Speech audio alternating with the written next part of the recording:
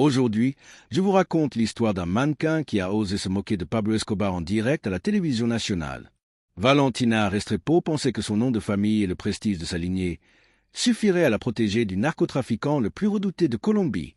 Mais personne n'aurait pu imaginer ce qui allait se passer ensuite. Aidez-nous à atteindre les 300 j'aime. Abonnez-vous et dites-nous d'où vous écoutez cette histoire. La climatisation des studios de Télé Antioquia grondait avec force cet après-midi du 15 mars 1987, tentant de combattre la chaleur étouffante qui montait des rues de Medellín.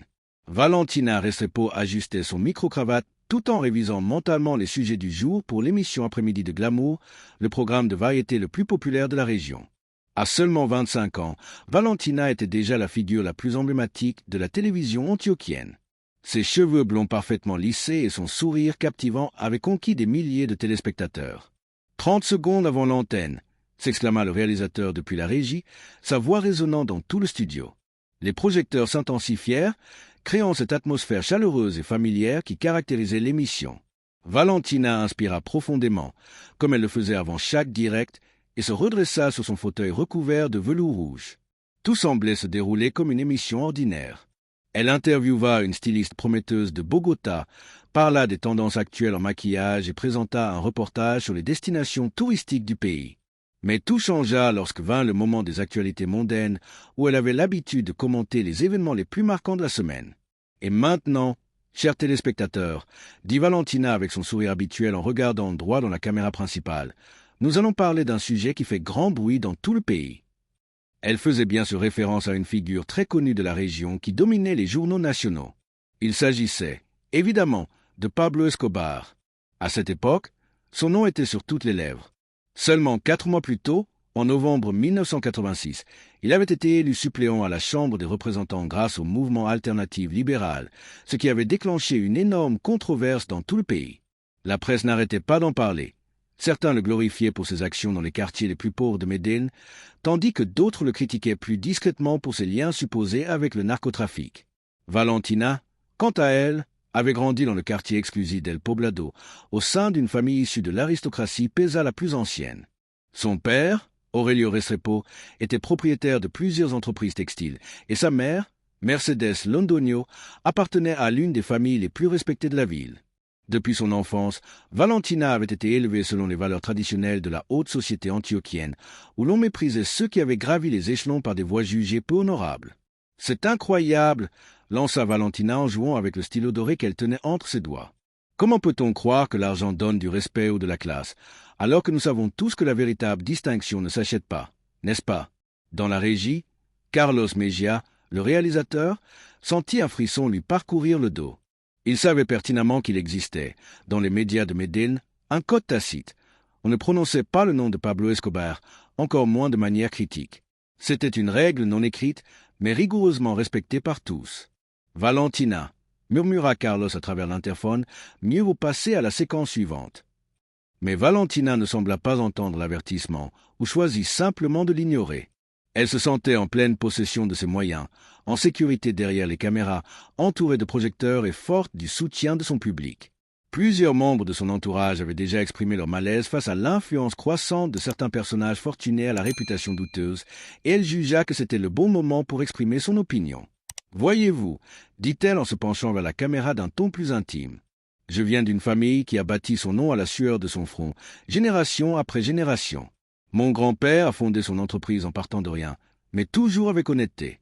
Et je pense que c'est cela, au fond, qui a de la valeur dans notre société. » Elle fit une pause soigneusement placée, comme elle l'avait appris dans ses cours de théâtre, puis reprit. Parce qu'avoir de l'argent et avoir de la classe, ce n'est pas la même chose. On peut s'acheter des villas, des voitures de luxe, même des bijoux pour de ravissantes femmes, mais le vrai raffinement, la culture, le bon goût, cela ne s'achète pas avec des liasses d'argent sale. L'allusion était évidente pour quiconque connaissait les rumeurs qui circulaient à Medellín. Argent sale était une expression couramment utilisée pour désigner l'argent issu du trafic de drogue. Dans la régie, Carlos se prit la tête entre les mains. Il savait qu'ils étaient en train de franchir une ligne extrêmement dangereuse. Et même si certains individus essaient de s'infiltrer dans l'élite de notre ville, poursuivit Valentina avec une assurance grandissante, nous savons faire la différence entre un véritable gentleman et quelqu'un qui ne fait que jouer à l'être. Les mots flottèrent dans l'air du studio comme une sentence. Jesus Montoya, le caméraman principal, fort de plus de 15 ans d'expérience dans l'audiovisuel, sentit sa gorge se nouer. Il avait vu trop de violence dans la ville pour ignorer qu'il existait des paroles qui pouvaient coûter une vie. Parce qu'au bout du compte, déclara Valentina, haussant le ton avec un sourire qui se voulait charmant, mais qui devenait de plus en plus provocateur, un criminel reste un criminel, peu importe le nombre de millions qu'il possède ou le nombre de propriétés qu'il a acquises. La noblesse ne s'improvise pas, chers téléspectateurs. Le silence qui suivit fut assourdissant. Dans la régie, Carlos était livide. Les techniciens s'échangeaient des regards inquiets. Tous savaient que ce qu'ils venaient de voir pouvait entraîner de graves conséquences. Valentina, quant à elle, semblait totalement inconsciente de la tension qu'elle avait provoquée. Elle conserva son expression rayonnante et enchaîna avec le sujet suivant comme si de rien n'était. Elle parla d'un concours de beauté locale, présenta la publicité d'une boutique de luxe et termina l'émission avec sa célèbre formule de clôture. N'oubliez pas, chers téléspectateurs, que la véritable beauté vient de l'âme, et l'âme ne s'achète pas avec de l'argent. On se retrouve demain dans Après-midi de Glamour. Lorsque les caméras s'éteignirent, une atmosphère pesante s'installa dans le studio. Les techniciens rangeaient le matériel en silence, évitant soigneusement de croiser les regards. Carlos sortit précipitamment de la régie, la sueur lui coulant sur le front malgré la climatisation encore en marche. Valentina l'aplatit d'une voix tremblante. « Il faut qu'on parle. » Mais elle s'était déjà levée de son fauteuil, rangeant calmement ses notes dans un sac en cuir italien finement travaillé. « Bonne émission aujourd'hui, Carlos. Je pense qu'on va battre des records d'audience. »« Valentina, te rends-tu compte de ce que tu viens de dire devant les caméras ?» demanda-t-il, visiblement inquiet. Elle s'arrêta net, affichant une expression de surprise sincère. « De quoi parles-tu ? Je n'ai fait que partager mon opinion sur l'importance des valeurs traditionnelles dans notre société. Ce n'est pas justement le genre de thème qu'on aborde toujours dans l'émission ?» Carlos s'approcha et baissa la voix. « Tu viens de traiter Pablo Escobar de criminel et tu l'as fait en direct, à l'échelle nationale. Tu te rends compte de la gravité de ce que tu as fait ? » Pour la première fois depuis le début de l'émission, Valentina montra un signe d'hésitation. Son visage se voila un instant d'une légère inquiétude, qu'elle dissimula aussitôt derrière un rire forcé. « Allons, Carlos, ne dramatise pas. Je n'ai jamais prononcé son nom. J'ai simplement partagé une réflexion générale sur la différence entre les gens honnêtes et ceux qui font semblant de l'être. » Puis, relevant le menton, elle ajouta « Et puis, nous sommes en démocratie. On est censé avoir encore le droit de s'exprimer librement, non ?» Carlos la regardait avec un mélange de surprise et de compassion. Il avait de nombreuses années d'expérience dans les médias et il savait qu'en Colombie, et plus particulièrement dans la Médine de 1987, la liberté d'expression avait des limites très claires. Et Valentina venait tout juste de franchir la plus dangereuse de toutes. « Écoute bien ce que je vais te dire, » déclara-t-il en la saisissant par le bras. « Tu vas rentrer chez toi, tu vas garder le silence pendant les prochains jours, et on va espérer que cela ne provoque pas de conséquences. Tu me comprends ?» Valentina repoussa son bras avec mépris. « Carlos, tu exagères. Je suis une personnalité respectée dans cette ville. Je viens d'une famille au nom reconnu, à la réputation solide.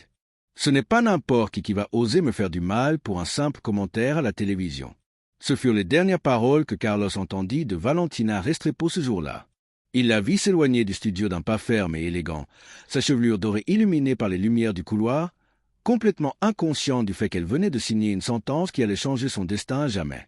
Ce que Valentina ignorait, c'est que l'émission Après-midi de Glamour n'était pas seulement regardée à Medellín, elle était aussi retransmise dans plusieurs villes du département, notamment à Puerto Triunfo, où se trouvait la célèbre Hacienda Napol.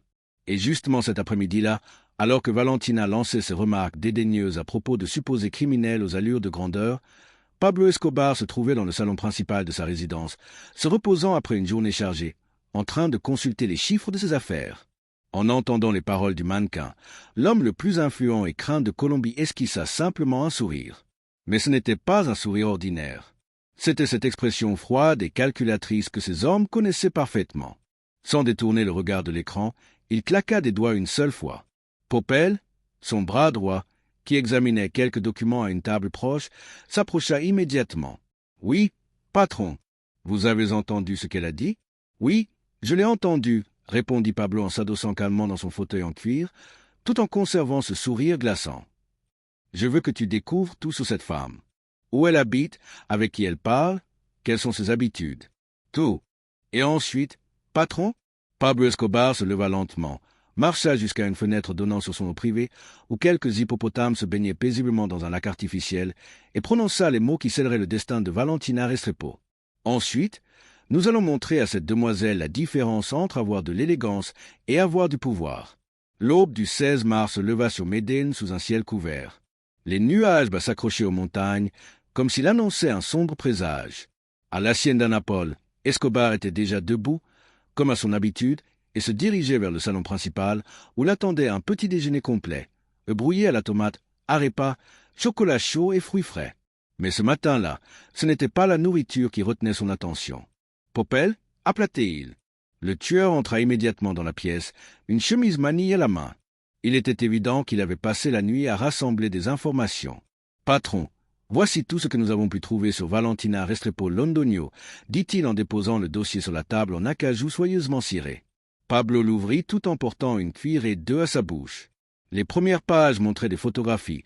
Valentina à des événements mondains, à la plage, lors de fêtes familiales. Son sourire rayonnait sur chacune d'elles. Le même sourire qu'elle avait affiché en se moquant de lui la veille. 28 ans, lui Escobar à haute voix. Né le 12 septembre 1958.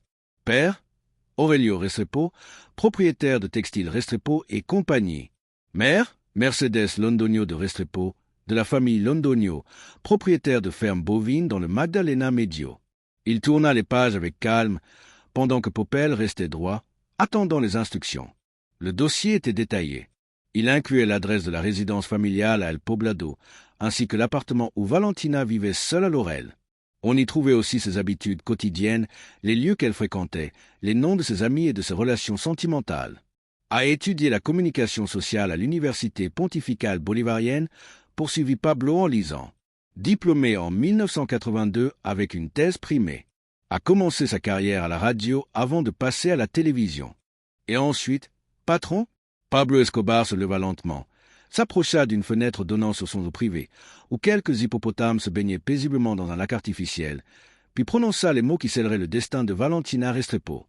Ensuite, nous allons montrer à cette demoiselle la différence entre avoir de l'élégance et avoir du pouvoir. L'aube du 16 mars se leva sur Médine sous un ciel bas et couvert.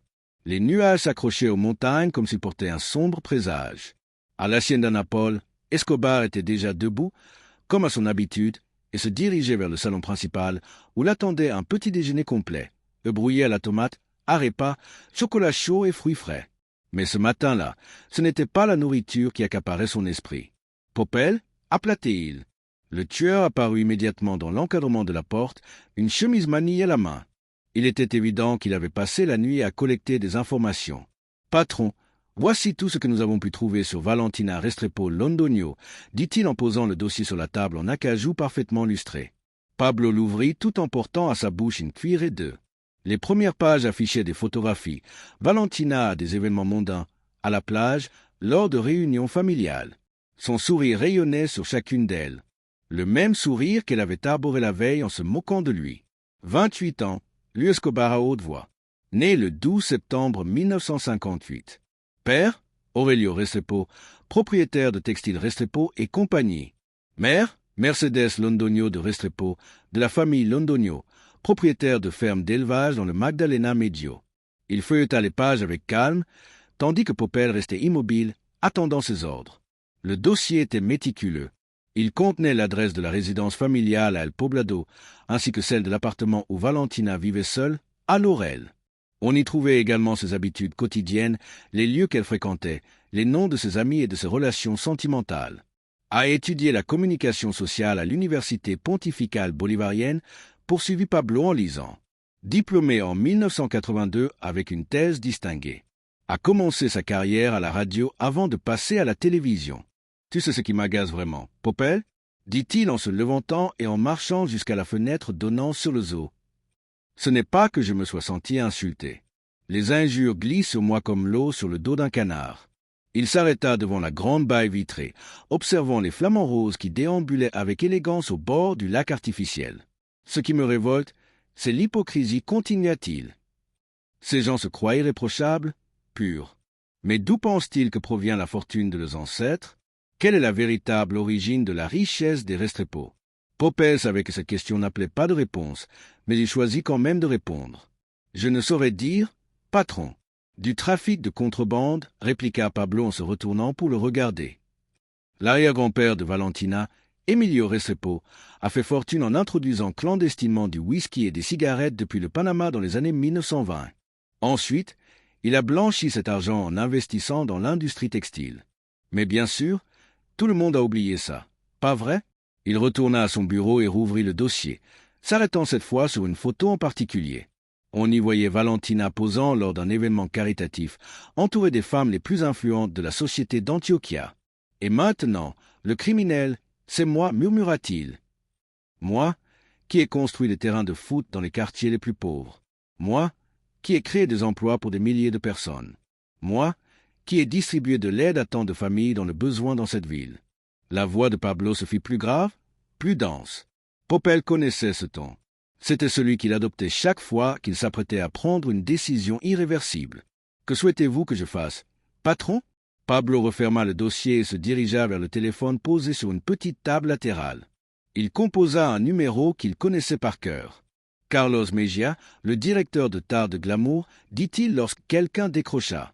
« Oui, j'attends. » Popel restait silencieux, observant son patron attendre que l'appel aboutisse.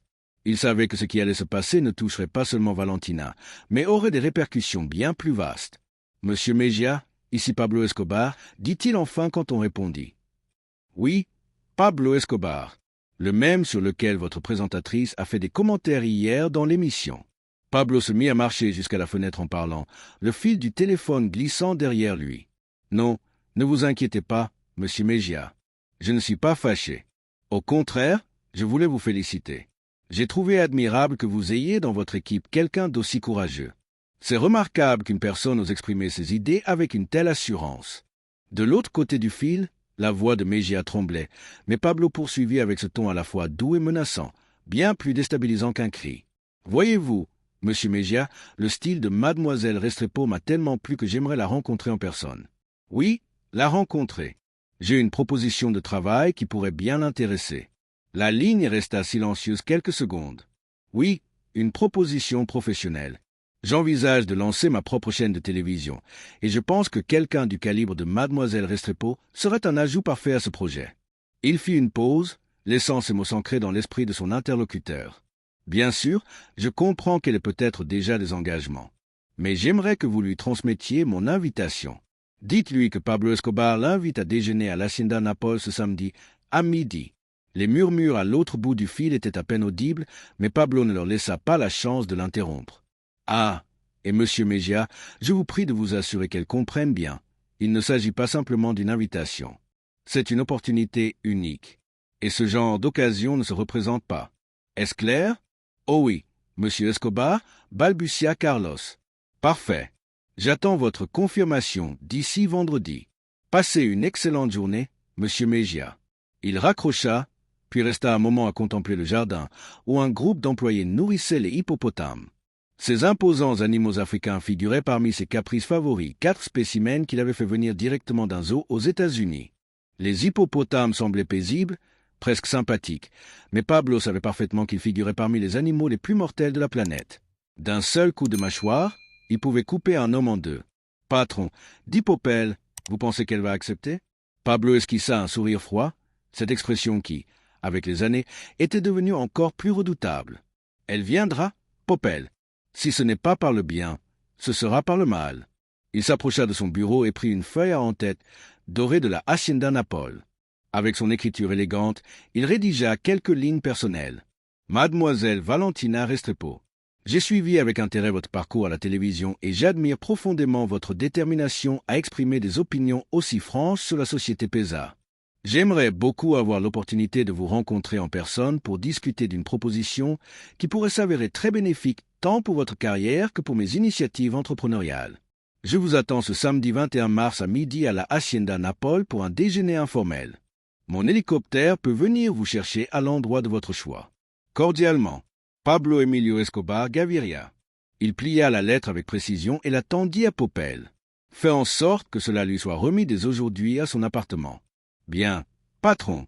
Et que ce soit quelqu'un qu'elle reconnaisse, Quelqu'un qui sache exactement de qui vient cette invitation. Tandis que Popel s'éloignait de la salle à manger avec l'enveloppe, Pablo retourna à la fenêtre. Les hippopotames avaient terminé leur repas et s'immergeaient calmement dans les eaux tièdes du lac artificiel.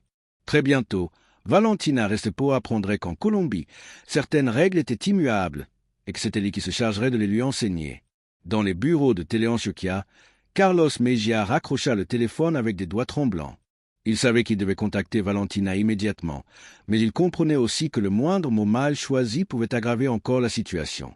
Pablo Escobar n'était pas un homme à faire des menaces en l'air, et cet appel ressemblait davantage à une assignation judiciaire qu'à une simple invitation. Il pensa à appeler les parents de Valentina ou même la police, mais il rejeta vite ces deux idées. Dans le Medellín de 1987, certaines situations échappaient totalement aux autorités, et certains hommes ne pouvaient tout simplement pas être affrontés. Il ne restait plus qu'à prier pour que Valentina ait l'intelligence d'accepter l'invitation et la sagesse de s'excuser pour ses paroles. Car, s'il ne le faisait pas, Carlos craignait profondément de ne jamais la revoir. Chers amis, ce qui se passe dans cette histoire n'en est qu'à ses débuts, et Valentina est encore loin de se douter du danger qui s'annonce. Si ce récit sur le pouvoir et ses conséquences dans la Colombie des années 80 vous captive autant que moi en le racontant, ce serait un véritable honneur de vous compter parmi notre communauté en vous abonnant à cette chaîne. Votre soutien est essentiel pour que nous puissions continuer à partager ces histoires qui nous aident à mieux comprendre notre passé. Laissez un j'aime si vous souhaitez découvrir quelle sera la décision de Valentina face à cette invitation qui pourrait bouleverser le cours de sa vie. Et maintenant, découvrons la réaction de notre protagoniste lorsqu'elle reçoit la lettre de Pablo Escobar. L'appartement de Valentina Restrepo, situé dans le quartier de Laurel, reflétait cette élégance discrète propre aux familles traditionnelles d'Antioquia. Installé au 12e étage d'un immeuble exclusif, il offrait une vue privilégiée sur la ville, avec les montagnes qui semblaient enlacer Medellín au loin. En ce 16 mars, alors que le soleil se cachait derrière les collines, Valentina se trouvait dans son bureau privé, concentrée sur la révision des scripts de l'émission du lendemain. La sonnerie retentit, interrompant sa concentration. Elle jeta un coup d'œil à l'horloge murale. Il était 18h45. Elle n'attendait personne. Doña Carmen, sa domestique, était déjà partie, et Rodrigo ne rentrerait de Bogota que le week-end suivant. « Qui est-ce » demanda-t-elle à l'interphone. « Bonsoir, Señorita Restrepo. »« J'ai un courrier à remettre en main propre » répondit une voix polie, mais ferme. Valentina se dirigea vers la fenêtre donnant sur la rue. Une Mercedes-Benz noire était garée juste devant l'immeuble. Un homme en costume sombre attendait, debout à côté du véhicule. « Qui l'envoie ?»« C'est personnel, Señorita. Je dois vous le remettre en main propre. » Quelque chose dans le ton de l'homme fit frissonner Valentina. Elle descendit jusqu'au hall de l'immeuble, où le portier, dont Edilberto, l'attendait, visiblement troublé. « Señorita Valentina, » murmura-t-il à voix basse, « cet homme dit qu'il vient de la part de Pablo Escobar. » Ces mots la frappèrent comme une gifle. Elle sentit ses jambes fléchir et dut s'appuyer contre le comptoir en marbre pour ne pas vaciller. « Vous en êtes absolument sûr ?»« Oui, mademoiselle. Il m'a demandé de vous dire exactement ceci, qu'il venait de la part de M. Pablo Escobar. » Valentina inspira profondément, tentant de retrouver son calme. Son esprit tournait à toute vitesse, reliant ce qu'elle avait dit lors de l'émission de la veille à cette visite inattendue. « Dites-lui d'attendre un instant », réussit-elle à articuler. Elle remonta rapidement à son appartement et se précipita vers le téléphone. Elle composa le numéro de Carlos Mejia. « Carlos, c'est moi, Valentina. » Quelque chose d'étrange se produit après l'émission d'hier soir. De l'autre côté du fil, le silence s'éternisa de manière inquiétante. « Valentina, il faut qu'on parle d'urgence. »« Carlos, il y a un homme ici, dans l'immeuble. Il dit avoir été envoyé par Pablo Escobar. Cela a un lien avec ce que j'ai dit hier, n'est-ce pas ? » « Écoute-moi bien, répondit Carlos. Escobar m'a appelé ce matin. Il veut déjeuner avec toi à la Hacienda Napol ce samedi. » Le téléphone faillit lui échapper des mains. « Qu'est-ce que tu veux dire par « il veut déjeuner avec moi » ? Ce n'est pas vraiment une invitation. Valentina, c'est quasiment un ordre. Le poids de la situation s'abattit sur elle comme une chape de plomb. Ces paroles de la veille, qui lui avaient semblé anodines sur le moment, étaient parvenues jusqu'aux oreilles de l'homme le plus redouté du pays. « Carlos, qu'est-ce que je dois faire ? Tu vas descendre, tu vas recevoir cette lettre avec le sourire, et tu vas dire oui. Tu n'as pas le choix. Valentina. » Elle raccrocha lentement, puis resta un moment à fixer son reflet dans le miroir du couloir. Son visage était bouleversé, et pour la première fois depuis des années, même le maquillage ne parvenait plus à dissimuler la peur qui brillait dans ses yeux. Elle redescendit dans le hall, où le messager l'attendait avec une expression sereine, mais observatrice. C'était un homme d'environ 40 ans, vêtu avec sobriété, arborant l'attitude de quelqu'un habitué à traiter des affaires sensibles. « Mademoiselle Restrepo, dit-il en lui tendant une enveloppe en papier épais ornée du blason doré de la Hacienda Naples. Monsieur Escobar m'a demandé de vous la remettre en main propre. » Valentina prit l'enveloppe en tentant de dissimuler le léger tremblement de ses mains. « Merci. Il m'a également chargé de vous rappeler qu'il attend une réponse d'ici vendredi. » L'homme s'inclina légèrement, à la manière d'un majordome dans un vieux film, puis se dirigea vers la sortie. Valentina le vit monter dans une Mercedes-Benz et disparaître sur l'avenue Nitibara.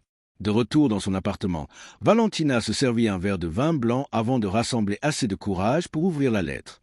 Ses doigts tremblaient légèrement alors qu'elle dépliait le papier. L'écriture de Pablo Escobar était étonnamment élégante, presque artistique. Elle se souvint qu'il avait étudié au collège de Zipaquira, le même où Gabriel Garcia Marquez avait été formé. Cet homme savait écrire. Elle lut la lettre 3 fois avant que les phrases ne commencent à prendre tout leur sens.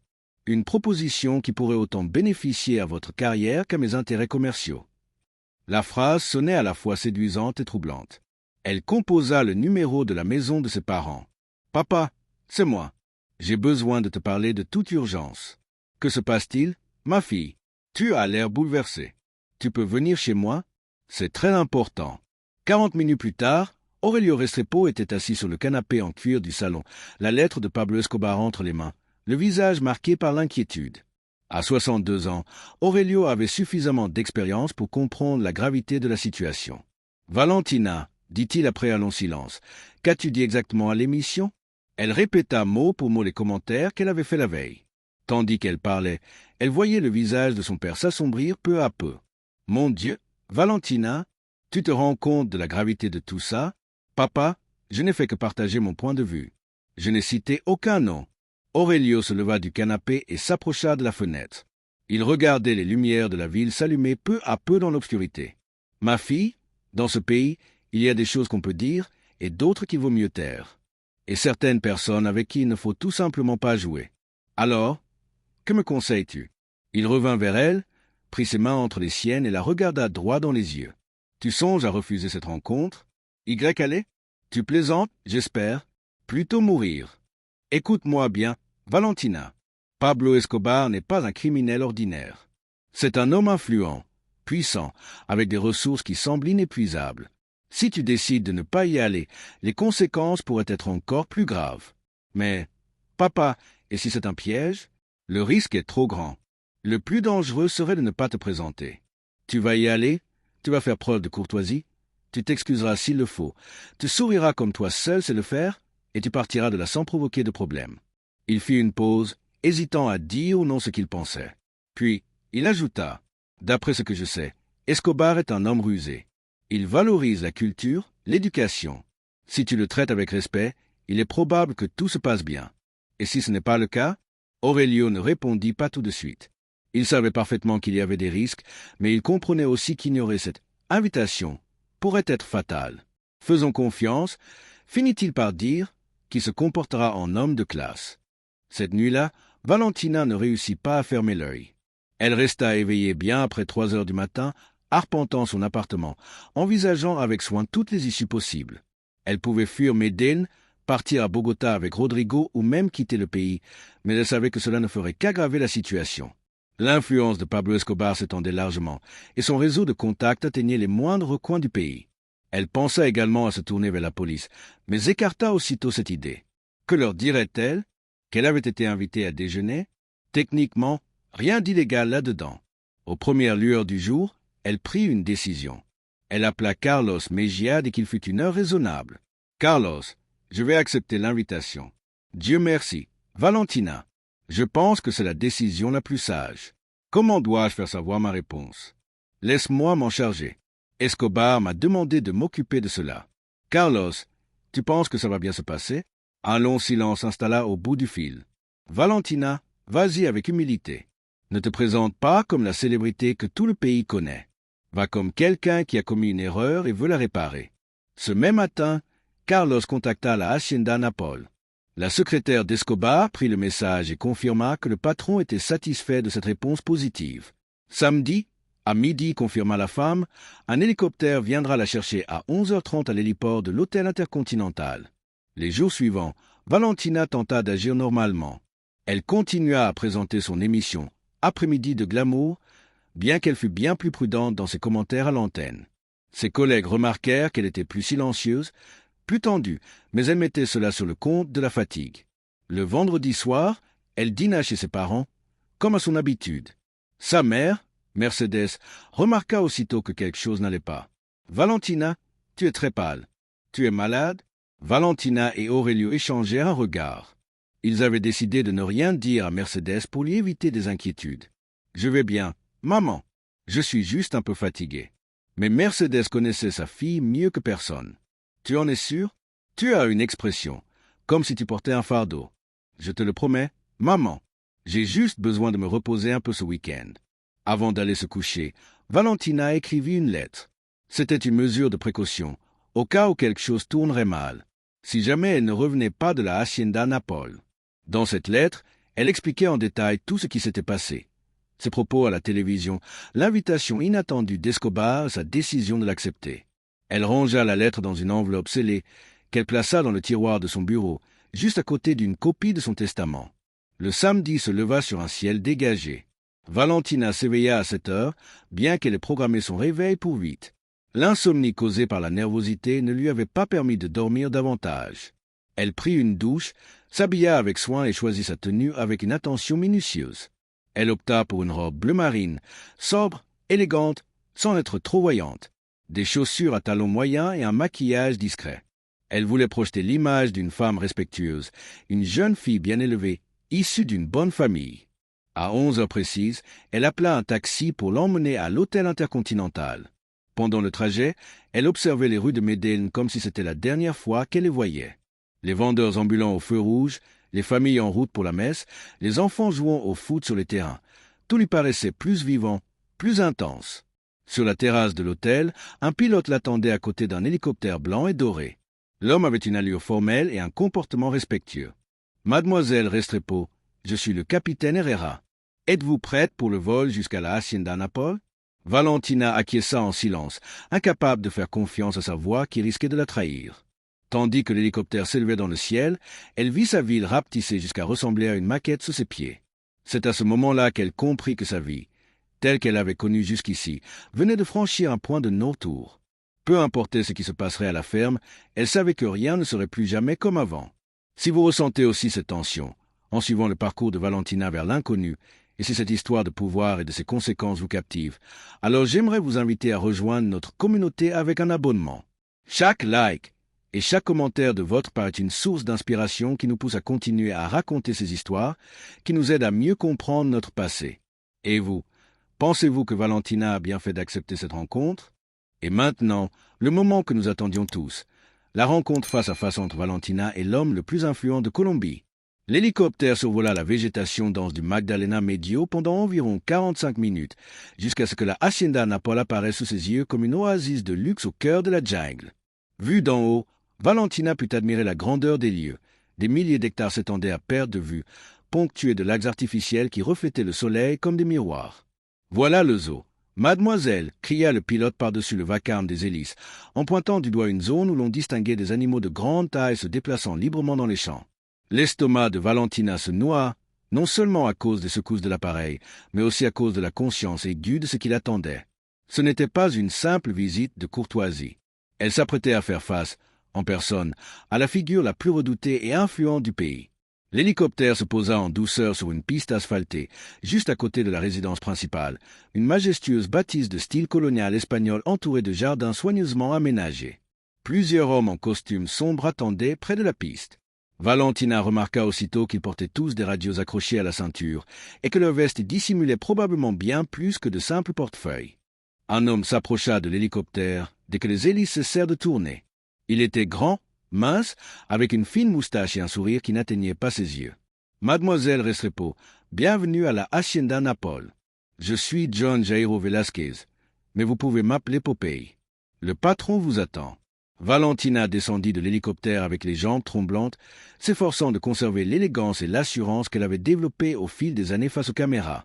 Elle tenait à la main un petit sac en cuir et une boîte de chocolat fin achetée à Médine comme geste de courtoisie. « Merci beaucoup de m'accueillir, dit-elle, en forçant un sourire qu'elle espérait plus naturel qu'il ne l'était en réalité. Popeye la guida sur un chemin pavé menant à la maison principale. À mesure qu'ils avançaient, Valentina pouvait observer avec plus de clarté la grandeur des lieux. Les jardins étaient magnifiques. Des fontaines en marbre, des sculptures d'animaux et une profusion de fleurs exotiques embaumant l'air de parfums tropicaux. Au loin, elle distingua un groupe de flamants roses marchant gracieusement au bord d'un lac. « Le patron est très enthousiaste à l'idée de vous rencontrer », commenta Popeye alors qu'il montait un escalier en marbre menant à l'entrée principale. « Il invite rarement des personnalités de la télévision à déjeuner. » La porte principale, sculptée dans le bois avec des incrustations dorées, révélait le niveau de richesse du propriétaire. Un majordome en uniforme les accueillit et les conduisit à travers un vestibule digne d'un film d'époque. Sol en marbre, lustre en cristal, tableau à l'huile de paysages colombiens et un escalier en colimaçon menant au deuxième étage. Par ici, mademoiselle indiqua le majordome en la conduisant vers une pièce qui ressemblait à une bibliothèque. L'endroit était impressionnant. Les murs étaient couverts de rayonnage allant du sol au plafond, avec une échelle coulissante pour atteindre les livres les plus hauts.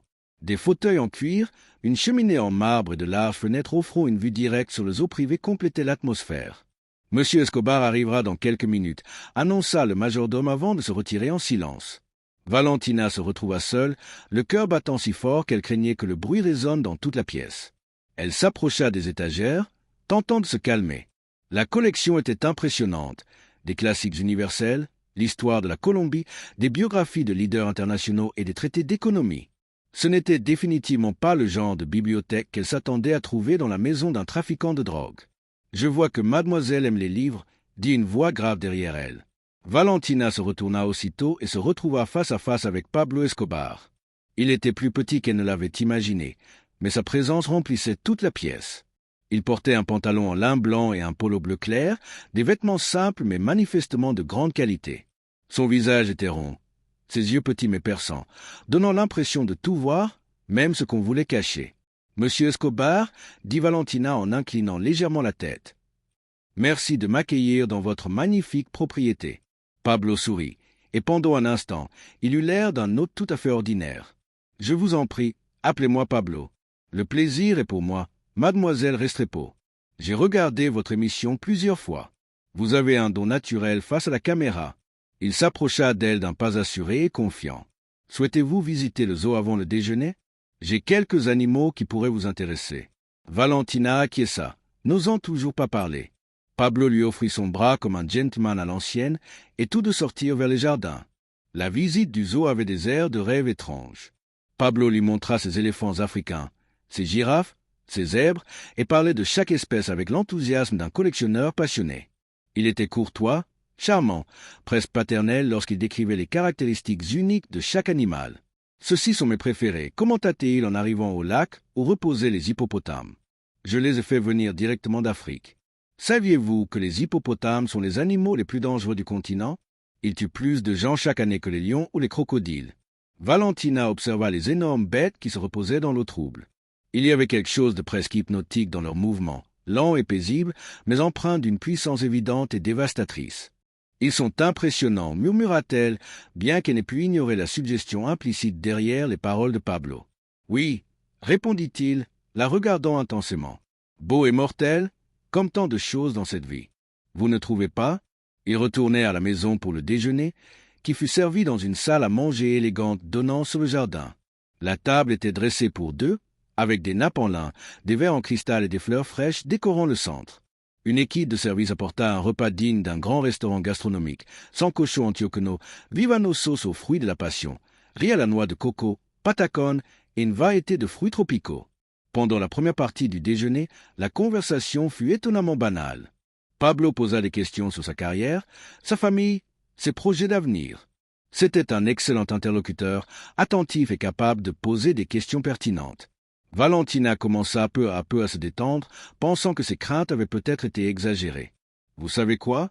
dit Pablo en découpant délicatement un morceau de poisson. « J'ai un profond respect pour ceux qui ont le courage de dire ce qu'ils pensent en public. Dans ce pays, peu osent le faire. C'était le moment que Valentina redoutait depuis une semaine entière. « Monsieur Escobar » dit-elle, puis se reprit Pablo. « Je voudrais profiter de cette occasion pour vous présenter mes excuses, au cas où certaines de mes paroles dans mon émission aient pu vous paraître offensantes. Ce n'a jamais été mon intention de vous offenser. » Pablo leva doucement la main, l'interrompant sans brusquerie. « Il n'est pas nécessaire de vous excuser, mademoiselle Restrepo. J'ai beaucoup apprécié votre émission de mardi dernier, surtout ce passage où vous parliez de la différence entre avoir de la fortune et avoir une véritable élégance. » Il prit une gorgée de vin rouge avant de poursuivre. « Savez-vous que je viens de la pauvreté? Mon père était agriculteur et ma mère enseignait dans une école rurale. Très jeune, j'ai compris qu'il y a deux types de personnes dans ce monde, celles qui naissent avec des avantages et celles qui doivent se frayer un chemin à force d'efforts. » Sont-on resté calme, mais Valentina perçut une légère variation dans sa voix. « Pendant des années, j'ai essayé de gagner le respect de la société antiochienne par des moyens légaux. J'ai fait des dons à l'éducation, construit des terrains de sport dans les quartiers pauvres, soutenu des projets de logement, mais on m'a toujours vu comme un intrus, un homme qui s'est enrichi de manière discutable. » Pablo s'adossa confortablement à sa chaise, sans la quitter des yeux. « Vous avez parlé de criminels prétentieux. Dites-moi une chose, mademoiselle Restrepo, est-on un délinquant simplement parce qu'on est né sans ressources? Parce qu'on a su voir des opportunités là où les autres ne regardent même pas? » Valentina sentit sa gorge se dessécher. « Pablo, je n'ai jamais voulu. Ou est-on un délinquant simplement parce qu'on n'a pas suivi les règles imposées par des familles comme la vôtre? » L'interrompit-il, ignorant ces paroles. Des familles qui ont construit leur fortune grâce à la contrebande et au favoritisme, il y a des décennies, et qui maintenant se permettent de pointer du doigt ceux qui se battent encore pour réussir. Le silence qui suivit fut lourd. Valentina pouvait entendre les battements de son propre cœur et au loin, les sons étouffés du zoo. « Vous savez ce qui me rend le plus triste, mademoiselle Restrepo ?» demanda Pablo avec un sourire qui n'atteignait pas ses yeux. « C'est qu'une femme aussi intelligente, aussi instruite, aussi belle, ait un esprit aussi limité. » Il se leva lentement et se dirigea vers la fenêtre donnant sur l'étang des hippopotames. « J'ai pris une décision. Je veux vous offrir un travail. Une proposition sérieuse. Je souhaite que vous deveniez le visage principal de ma nouvelle chaîne de télévision. Je vous paierai 3 fois plus que ce que vous gagnez actuellement à Télé Antioquia. Vous aurez une émission en prime time diffusée dans toute la Colombie. » Valentina le regardait, incrédule. « Une chaîne de télévision? » ?»« Exactement. Je prévois d'acquérir plusieurs chaînes régionales pour fonder le premier réseau national privé. Ce sera révolutionnaire. Cela changera la manière de faire de la télévision dans ce pays. » Pablo revint à la table et reprit sa place en face d'elle. « Mais il y a une condition, ajouta-t-il. Votre première émission devra être une demande de pardon public pour ce que vous avez dit mardi dernier. Vous devrez expliquer que vous vous êtes trompé, que vous avez parlé sans connaissance de cause et que vous comprenez maintenant la différence entre un criminel et un visionnaire qui crée des opportunités, comme moi. » Valentina sentit le sol se dérober sous ses pieds. « Pablo, je ne peux pas faire ça. »« Vous ne pouvez pas ?» demanda-t-il en se penchant vers elle. « Ou vous ne voulez pas? C'est que ma réputation, ma famille, ma carrière... » Il se leva à nouveau, cette fois plus fermement. « Votre bonne image, mademoiselle Restrepo, dépend maintenant entièrement de moi. Votre famille aussi.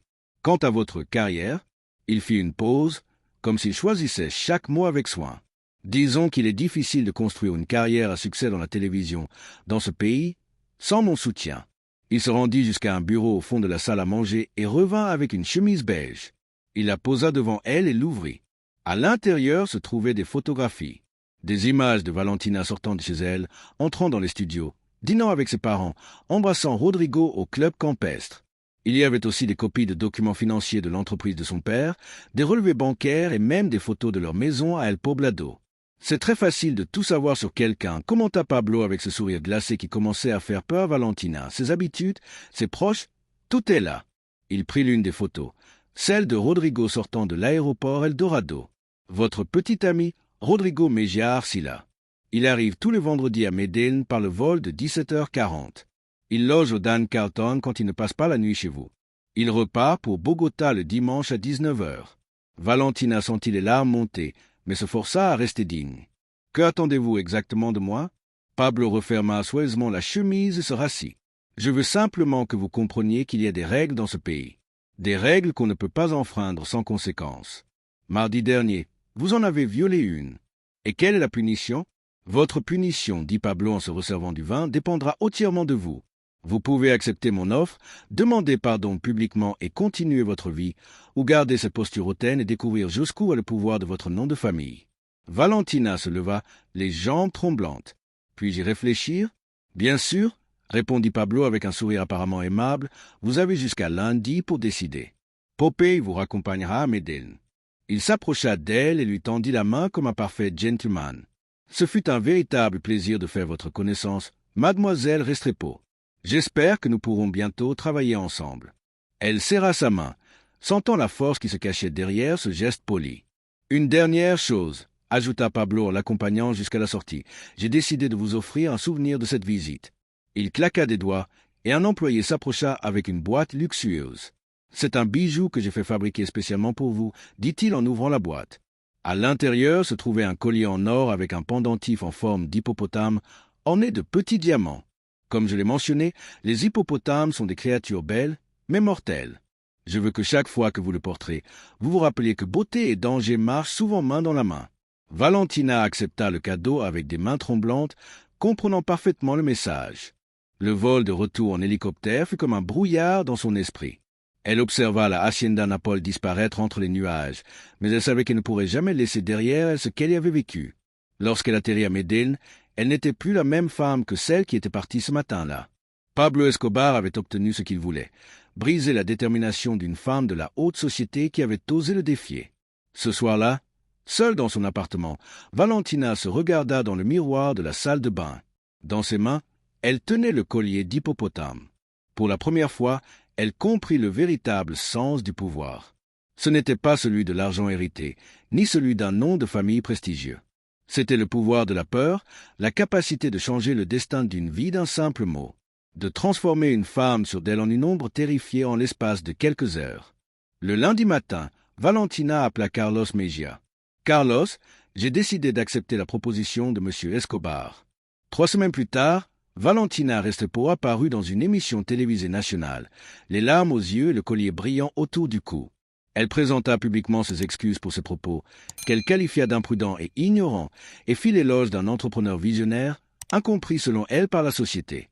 Plus de 8 millions de Colombiens regardèrent cette émission. Valentina ne parla plus jamais publiquement de Pablo Escobar, mais elle ne fut plus jamais la même non plus. La peur s'était installée en elle comme un invité permanent, lui rappelant chaque jour qu'elle avait rencontré un homme capable de détruire des vies aussi facilement, qui nourrissait ces animaux sauvages. Pablo Escobar démontra, une fois de plus, qu'en Colombie, c'était lui qui dictait les règles et que ceux qui osaient le défier apprenaient vite à connaître leur place. Cette histoire nous invite à réfléchir au véritable visage du pouvoir et à ses conséquences. Pensez-vous qu'Escobar ait agi en homme d'affaires défendant son nom, ou en criminel, comme beaucoup le disaient? Si vous aviez été à la place de Valentina, auriez-vous accepté une telle humiliation pour sauver votre vie? Et si vous étiez Pablo, auriez-vous pardonné l'offense, ou auriez-vous aussi cherché le respect à travers la peur? Ce sont des questions difficiles. Peut-être est-ce là la leçon la plus profonde de cet épisode réel de la Colombie des années 80. Si cette histoire de pouvoir, de survie et de décisions extrêmes vous a touché autant que moi en la racontant, je vous invite à rejoindre notre communauté. Votre soutien est essentiel pour que nous puissions continuer à partager ces récits qui nous aident à comprendre comment le passé façonne encore notre présent. Qu'avez-vous pensé du destin de Valentina? Croyez-vous qu'elle a fait le bon choix ou avait-elle une autre option? Laissez votre commentaire. Partagez cette histoire si vous pensez que d'autres devraient la connaître et activez les notifications pour ne rien manquer des prochains récits révélant les secrets les plus sombres et fascinants de notre histoire.